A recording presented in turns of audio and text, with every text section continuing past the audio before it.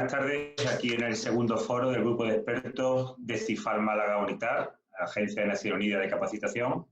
Y vamos a compartir con vosotros estos 40 minutos que esperamos sean útiles en relación al coronavirus.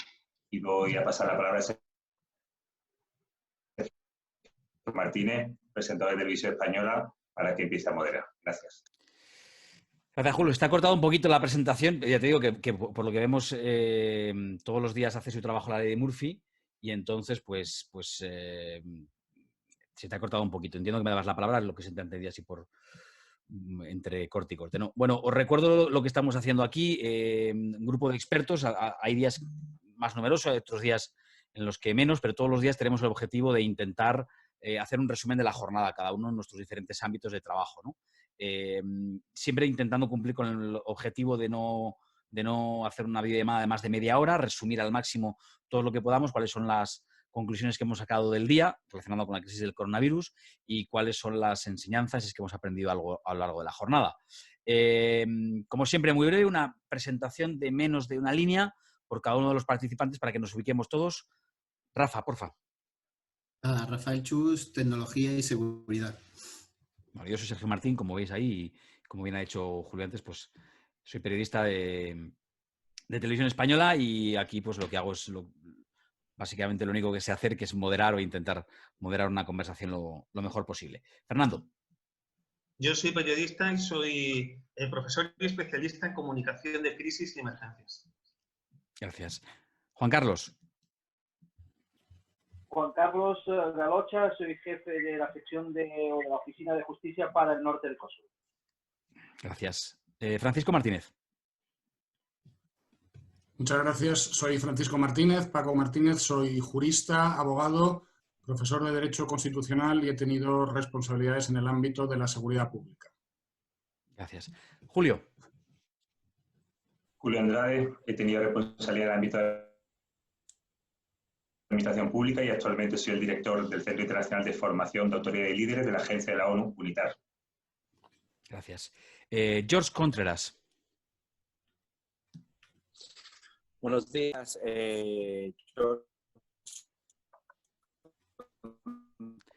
Tienes una conexión deficiente, George. Te vemos congelado y te escuchamos mal. Te escuchamos mal. Te ruego que busques... A ver.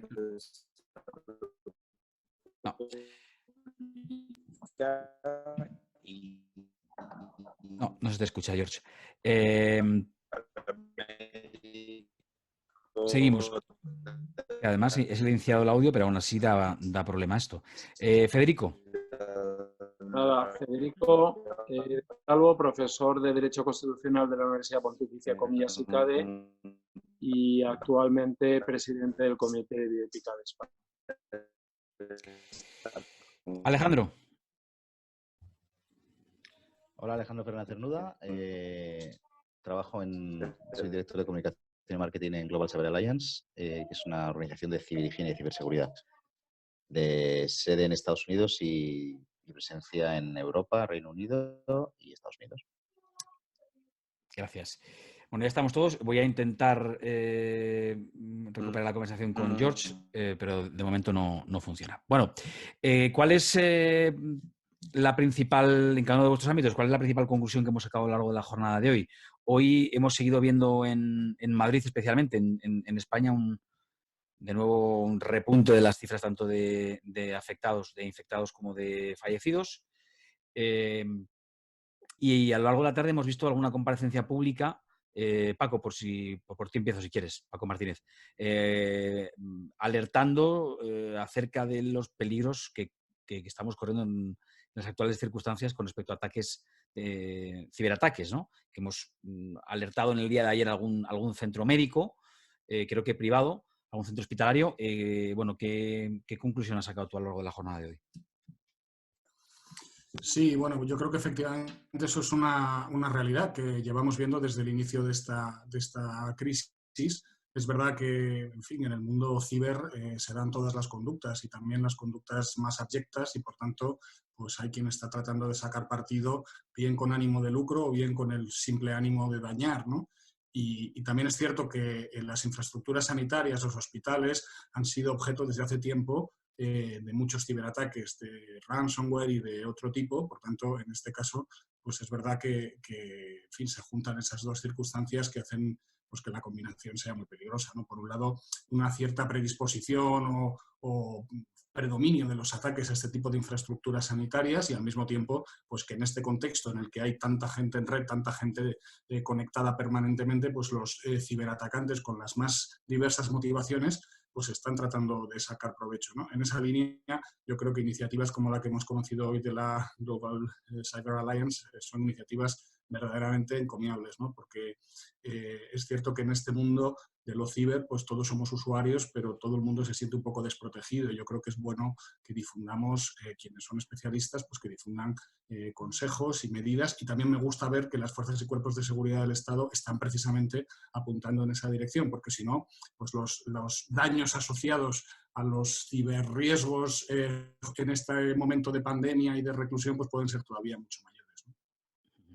Relacionado con esto, Alejandro, ¿quieres añadir algo? Sobre todo con las herramientas, volvemos a insistir, ¿no? Herramientas adecuadas, como las que algunos habéis puesto a disposición de los usuarios, para, en un momento en el que es especialmente delicado cualquier ataque cibernético, cualquier ciberataque, pues este es el momento de protegerse, ¿no?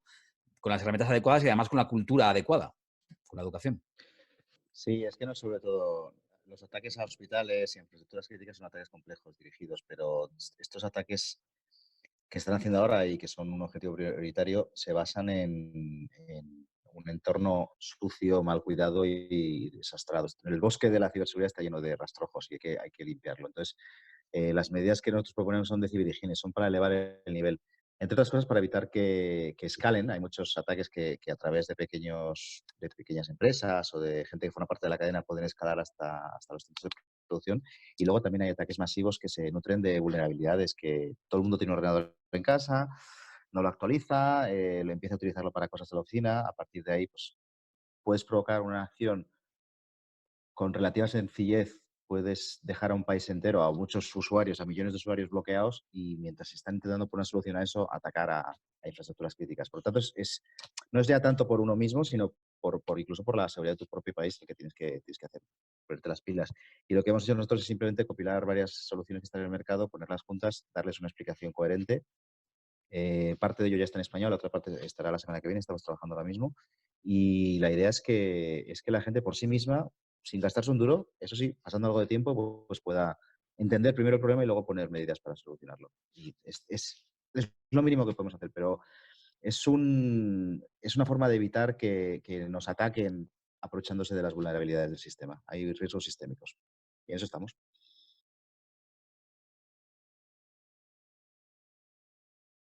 Perdona. La otra gran cuestión por la que pregunto todos los días, más o menos hasta ahora, cuando lo hacemos hasta ahora, que es desde el punto de vista médico, si hay algún avance. Y ahí siempre recurro, de momento y mientras no se canse de que abuse de la confianza, acudo a Federico, que además hoy, Federico, leía una entrevista tuya en El Mundo, muy interesante, en el que el titular era muy llamativo, lo habías dicho ya aquí también, ¿no? Pero el titular de esta entrevista dices algo así como, bueno, he pasado... Bueno, cuéntalo tú para que lo voy a repetir yo, si lo cuentas tú mejor. No, lo que pasa es que yo no sabía que iba a salir en El Mundo.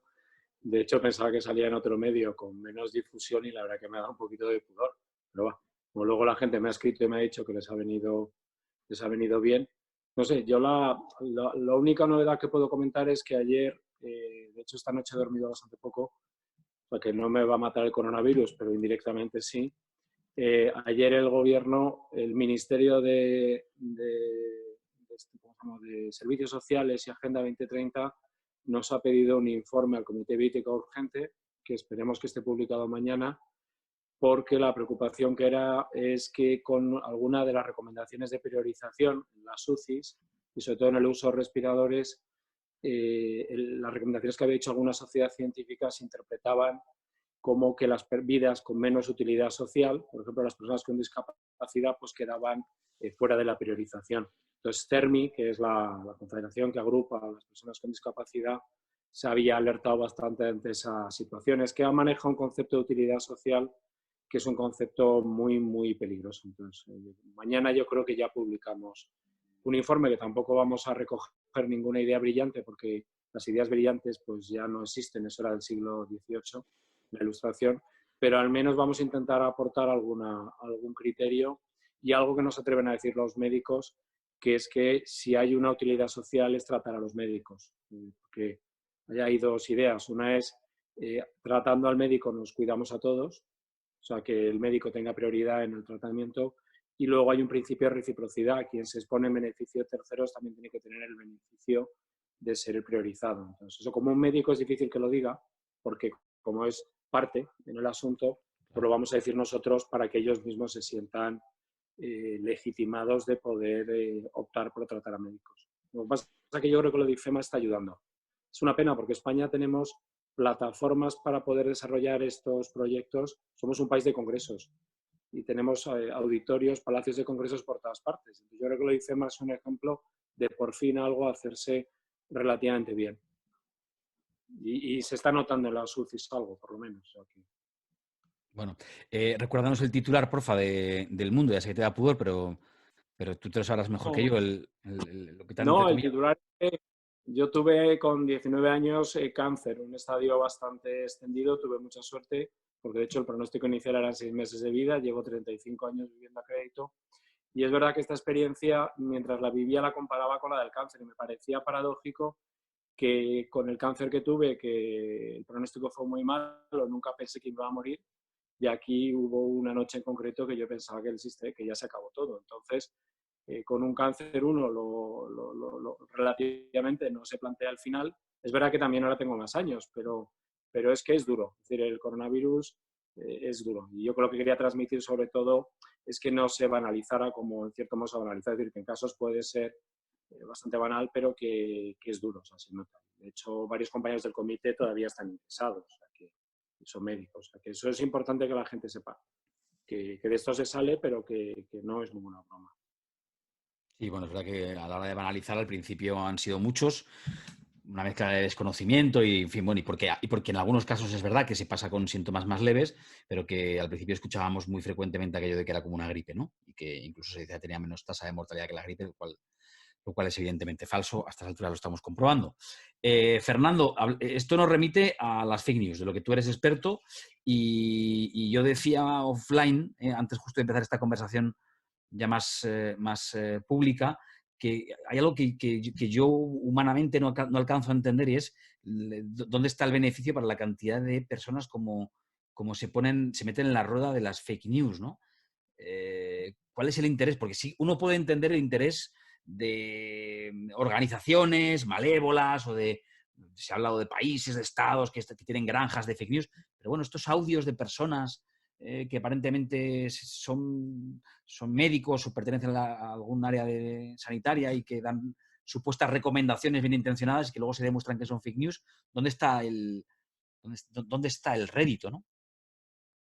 Sí, bueno, lo que hemos hablado todos estos días, ¿no? Que hay de fondo hay grandes intereses mundiales, ¿no? Y lo saben muchos todos los que estamos aquí, sabemos que hay grandes conspiraciones o intereses mundiales por cambiar el orden de las cosas, ¿no? Pero por ahora siempre o normalmente los bulos o las fake news en España relacionadas con emergencias pues han sido gamberradas, por así decirlo, ¿no? O jóvenes o personas que querían ver hasta qué punto alcanzaba la viralidad su gamberrada, ¿no? Su broma, ¿no?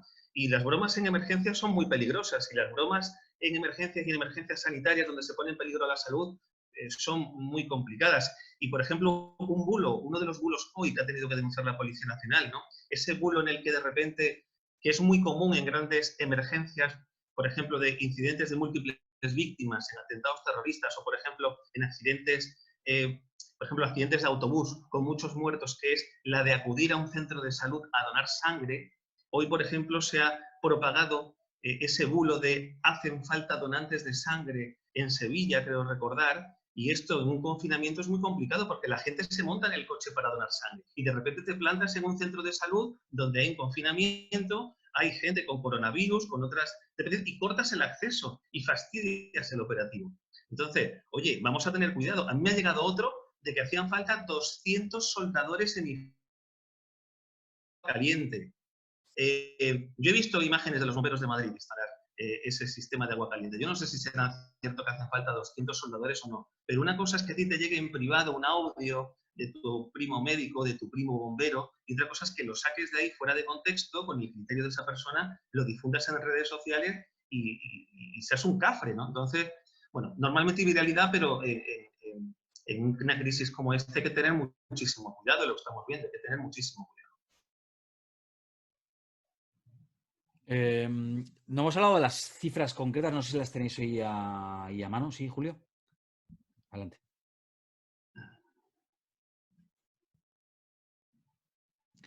Julio, tienes que encender el micrófono, dame un segundo.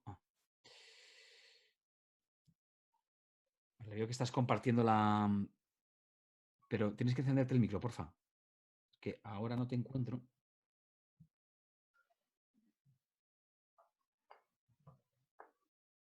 Vale, ya te lo he encendido. No, no me deja.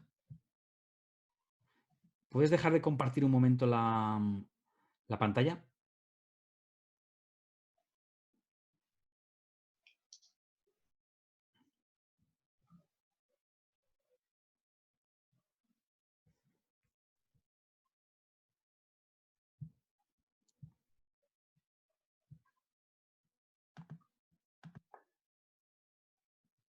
Julio, es que no te escuchamos. ¿Quién está compartiendo esta pantalla? ¿Ahora me oís ahora? Ahora te escuchamos, sí. Sí. Se me ha ido... A ver. Se me ha ido la pantalla. No, pues la estás compartiendo, ¿eh? Y además es que estaba tratando de ver cómo podía dejar de... A ver, ahora. No, ya estoy aquí. Perdón, esta información que es de esta mañana, porque los países cada día la actualizan, la verdad es que da una cifra importantísima, ¿no? Del mundo de 409.014 personas contagiadas en el mundo, de 18.246 muertos. Aquí esta mañana se veía como Estados Unidos nos había superado ya lo que era en cifra de confirmados, no así en cifra de fallecidos, y donde 169 países del mundo ya están contagiados.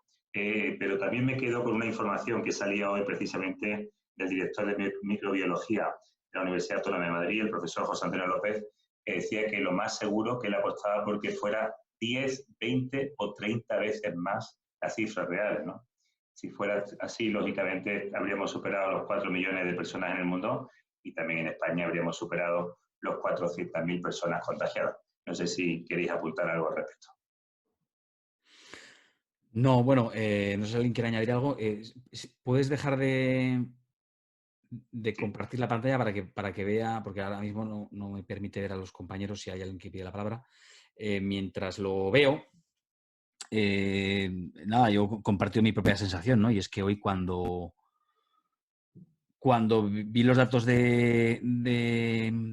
tanto de nuevos contagios como de fallecidos, realmente yo sé que el esfuerzo de confinamiento merece la pena. Evidentemente empezaremos a ver los resultados pronto, pero de momento, y mientras eso sea así, mientras lo podamos ver, pues realmente es fácil caer en el desánimo. Y he compartido con varios de vosotros en conversaciones privadas la idea de que algunas noticias,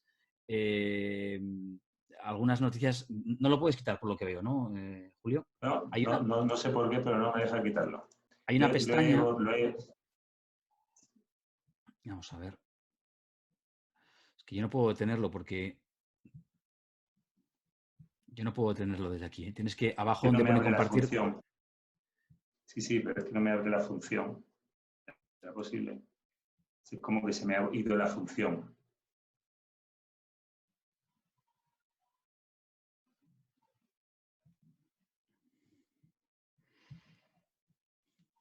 No sé cómo hacerlo. Ahora. Ya, ¿no? Bueno, yo le he quitado aquí la opción de que podáis compartir nadie, solamente pueda compartir yo, no sé si es lo que te lo ha quitado, pero el caso es que, bueno, lo hemos conseguido. No, decía que hay algunas noticias que hemos visto a lo largo del día de ayer, en este caso, que he compartido con varios de vosotros por privado, que han caído como una losa, ¿no? Que han sido realmente complicadas de encajar por la población, y creo que en los próximos días va a haber más noticias de este tipo. ¿Qué podemos hacer si es que podemos hacer algo para mejorar la moral de la... Porque al final el aspecto psicológico, lo hemos hablado varios días, es fundamental. No sé si aquí Juan Carlos puede aportar algo, Federico, Fernando, pero... a ver, no es plan de decirle a los medios lo que pueden publicar y lo que no pueden publicar, pero sí que es un momento para la responsabilidad, ¿no?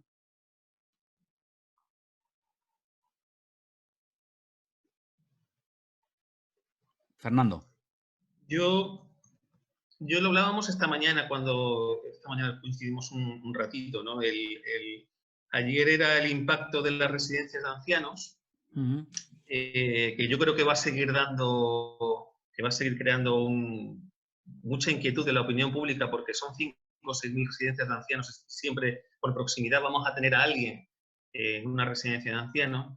Luego el foco cambiará en el momento que empiecen a acumularse ataúdes dentro de ese palacio de hielo. Va a depender mucho también de dónde pongan el foco los medios y también si se protege. Yo soy aunque soy periodista, yo soy mucho de proteger la imagen de las víctimas y de los familiares. Es decir, yo zonificaría muchísimo e impediría de todos los modos posibles que nadie se acercara allí a grabar o el dolor o la proximidad de los familiares o ni siquiera los vehículos de la UME, aunque parece que los familiares no van a poder acercarse, pero evitar esa imagen y evitar filtraciones de imágenes del interior de ese palacio de hielo, que yo creo además que va a quedar señalado de por vida. Es decir, yo no sé quién va a ir luego allí a utilizar ese palacio de hielo cuando se acumulen, no sé, 100, 200, 500 cadáveres, ¿no? Pero es también un acto de responsabilidad de los medios de comunicación. Tiene que ser un acto de responsabilidad de los medios de comunicación. Juan Carlos. Además, Federico y luego Juan Carlos. No, que incluso en este caso concreto las imágenes no aportan nada. Es decir, que yo recuerdo en su momento cuando se decide por primera vez emitir las imágenes de un atentado terrorista, que yo creo que fue el caso de Nevilla, que fue la primera vez que los medios, Televisión Española, decide sacarlo en directo. Ahí realmente el interés colectivo que había podía primar, pero las imágenes ahora mismo de fallecidos no aportan absolutamente nada, ¿no? Yo lo único que subir la moral en esta época me da la sensación que es como subirla en mitad de la Segunda Guerra Mundial. Es que esto hay tanto... No, al menos no contribuir a... ¿no? Sí. Lo que pasa es que es verdad que tenemos que acostumbrarnos. Hoy salen noticias de Italia peores, mañana a lo mejor otra vez son mejores. Vamos a estar en una especie de montaña rusa. Esto ya es una montaña rusa hasta que empecemos a bajar, pero tenemos que acostumbrarnos y la verdad es que la situación es que es muy desesperante. Es decir, estamos viviendo lo que nuestra generación pensamos que nunca vamos a vivir y eso es lo que estamos. Juan Carlos tiene la palabra pedida y luego Fernando y luego Rafa. Yo me he llevado un jarro de agua fría con las estadísticas que vinieron de Italia, no tanto porque la curva pues sigue aumentando, obviamente, sigue ascendente, sino porque simplemente decir que el número de presuntos infectados, porque no se sabe a ciencia cierta todavía, pueden ser 10 veces más, no ayuda a acabar con la pandemia a corto plazo. Es decir, como lo puse en el chat, eso significaría que efectivamente la tasa de mortalidad baja un cero, se pondría a nivel muy parecido al de Corea, que es obviamente, pero significaría que solamente el 1% de la población italiana ha quedado inmunizada. Eso significa que hasta que lleguemos a esa horquilla del 40 y el 80%, pues falta muchísimo. O sea, la noticia era, es que por lo visto hay 100 veces más, es que hay 300, se puede multiplicar la tasa por 100 o por 300. Entonces ya estaríamos hablando de un porcentaje de la población del 20, del 30% inmunizada y nos vamos acercando. Pero si es el 1%, eso va para largo. Esa para mí, las cuentas que yo hago, ¿no? Y claro, estamos a contrarreloj con la presión económica en China ya pues se quiere abrir la válvula de escape de vamos a reactivar la economía, cuando nosotros se plantea de que se puede seguir hasta julio, ¿no? Es decir, para mí ha sido una muy mala noticia, no sé si se va a corroborar en el futuro, pero es tremenda. Fernando. Sí, yo quería, sobre el tema de las imágenes, lo de propiciar imágenes que no aportan nada, que es lo que dice Federico. Yo soy de esa parte de los periodistas que si no aportan nada, no lo saques, ¿no? Nos vamos a encontrar con dos cosas en los próximos días. Por uno, esa España dividida en medios, que por ejemplo están a favor de poner imágenes desagradables, lo vimos en el atentado de las Ramblas y lo vimos también en la foto de ese niño ahogado en una playa en Grecia, creo recordar, que los medios se posicionan de los que dicen no se pueden sacar las imágenes y los otros dicen hay que visibilizar lo que está sucediendo, por lo tanto aquí no es viable ocultar lo que está pasando. Y luego que en Estados Unidos, ¿qué nos va a pasar? Acordaros del 11 de septiembre. ¿Cuántas imágenes desagradables visteis el 11 de septiembre? ¿Cuántos suicidas? ¿Cuántas cabezas abiertas? ¿Cuántos cuerpos desmembrados? Cero, porque ellos sí hacen piña en eso. Entonces, allí no va a haber ese tipo de imágenes, pero aquí sí las vamos a tener.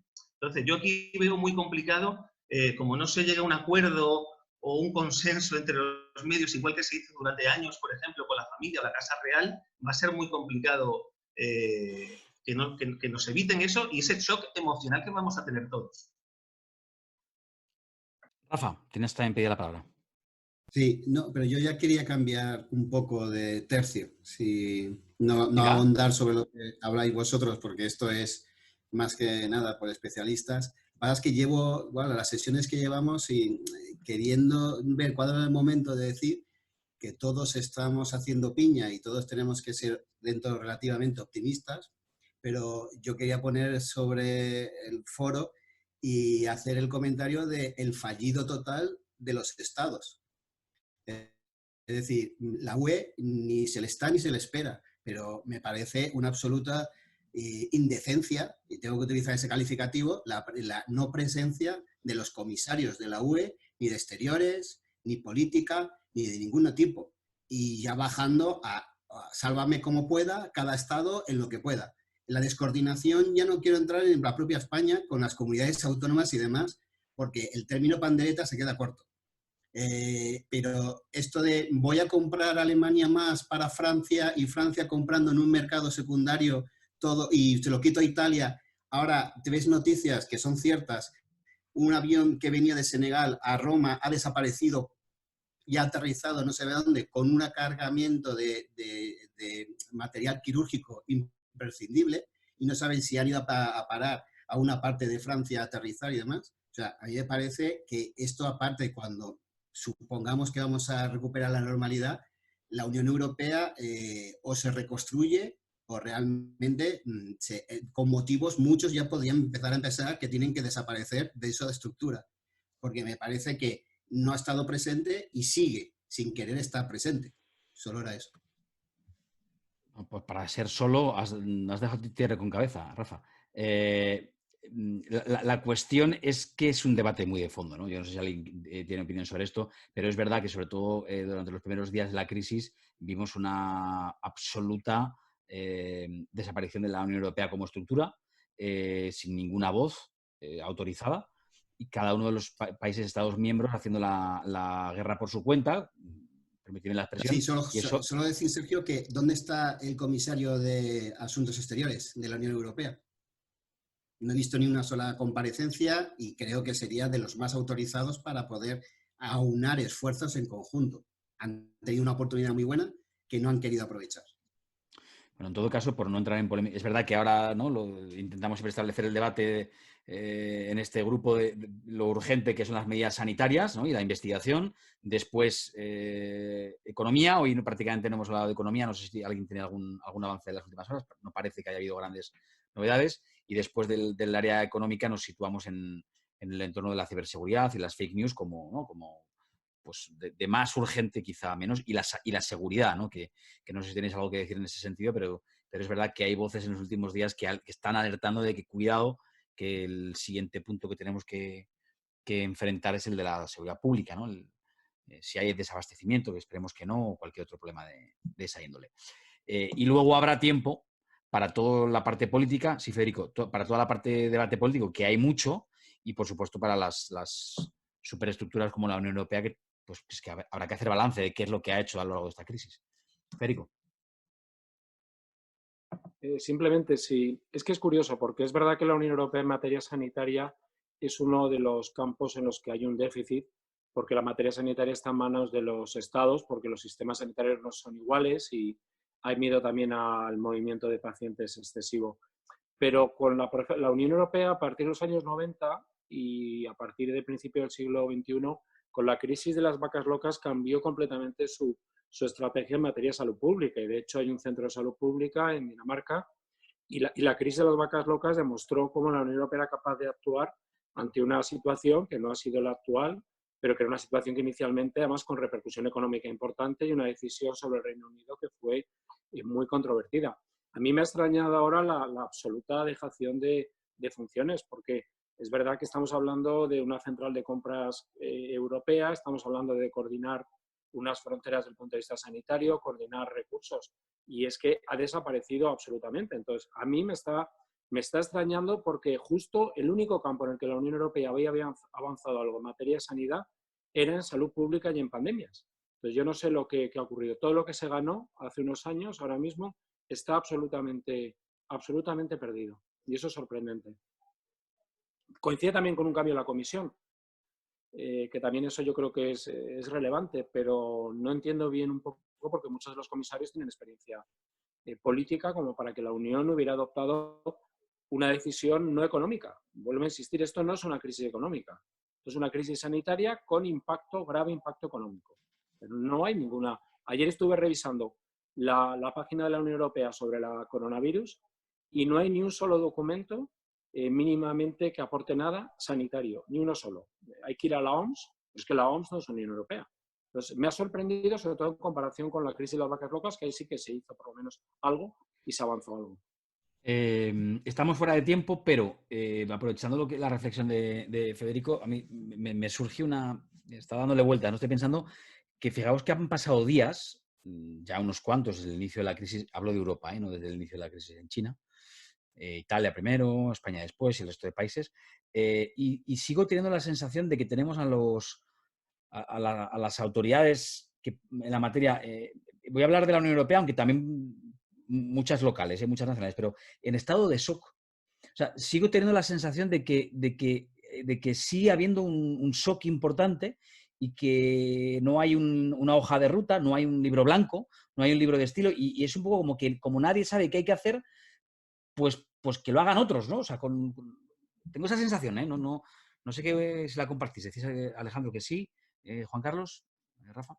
Yo quería añadir solo una cosa que es respecto al tema de la Unión Europea. Nos falta el Reino Unido y nos faltan sus maneras. Y yo creo que este es quizá uno de los primeros momentos en el que el Brexit ha hecho pupa de verdad. Ahora mismo están también desnortados, está todo el mundo desnortado porque esto es una cosa que nadie la esperaba. Pero yo creo, bueno, me puedo confundir, pero el papel que desempeñaba el Reino Unido dentro de la Unión Europea, en los tejemanejes y entre bambalinas, yo creo que eso lo estamos pagando. Pero bueno, es una conjetura, son solo ideas que me ha venido al coco mientras hablábamos. Bueno, está claro que era el peor momento, o sea, el momento en el que la Unión Europea se estaba reacoplando, ¿no? Con la salida del Reino Unido, en ese proceso en el que pues hay mucho de lo que tocabas de contar, de relaciones humanas, ¿no? Al final son personas las que hacen las instituciones, que están acostumbradas a trabajar dentro de las instituciones, y ese papel del que tocabas de hablar, pues probablemente ahora mismo no haya nadie que lo esté haciendo. No sé qué pasa. Y de seguridad global, en el sentido de el Reino Unido es el único que realmente puede hablar con Estados Unidos y puede hacer una visión global y contrarrestar un poco. Es ese carácter de internacional global que tiene el Reino Unido, que no tiene ninguno de los socios europeos por separado. Y eso yo creo que, no sé, igual me confundo, son conjeturas. A mí el tema de la Unión Europea me apasiona y ahora, conforme estabais hablando, me ha venido a la cabeza eso, que podría ser un factor diferencial. Pero, de todas formas, el tamaño de lo que estamos pasando es... Bueno, desde luego estamos ante una situación inédita y no conocida, con lo cual es lógico, o sea, hasta cierto punto es absolutamente lógico que nadie tenga muy claro qué es lo que hay que hacer. Pero es ahí donde deben surgir liderazgos claros, ¿no? Y hasta ahora uno de los pocos liderazgos políticos que hemos visto dentro de la Unión Europea o de Europa fue aquel momento en que Angela Merkel habló a sus ciudadanos en Alemania como si fueran adultos, ¿no?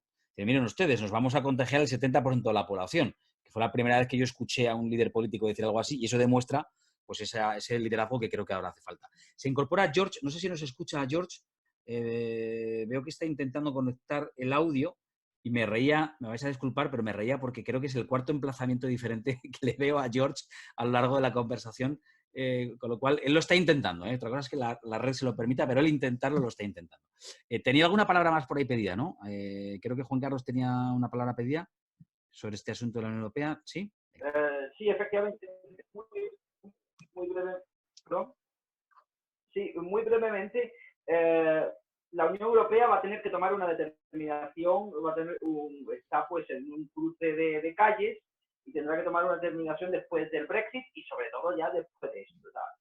O se parece más a un Estado y por tanto tiene que tomar responsabilidades, o sigue siendo esto una situación pues confederal muy light, en la que al final son los Estados los que van a sacar siempre las castañas del fuego. Eso lo vamos a tener que decidir pues prácticamente ya el año que viene. Y hay una cosa muy interesante que tengo una parte de mi familia francesa y me han mandado WhatsApp de lo orgulloso que están de que en Alemania han aceptado pacientes franceses, ¿no? Sobre todo en la parte de Alsacia y tal, ¿no? O sea, parece como que estamos a nivel, vamos, el eje Berlín-París, ¿no? Que no existan muchas críticas, ¿no? O sea, Alemania pues ha tomado pacientes franceses que estaban pues en hospitales que también estaban masificados, ¿no?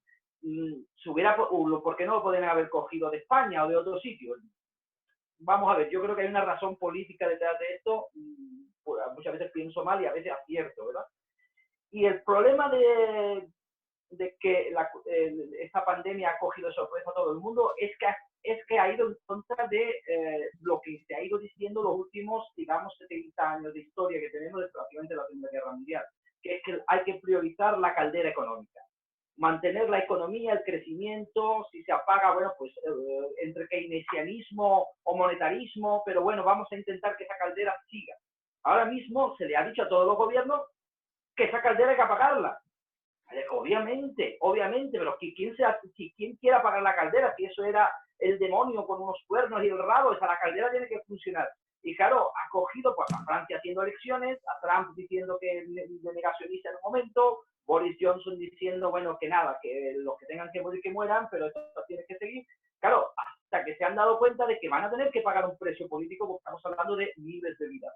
Entonces, claro, ha cogido a todo el mundo a contrapié.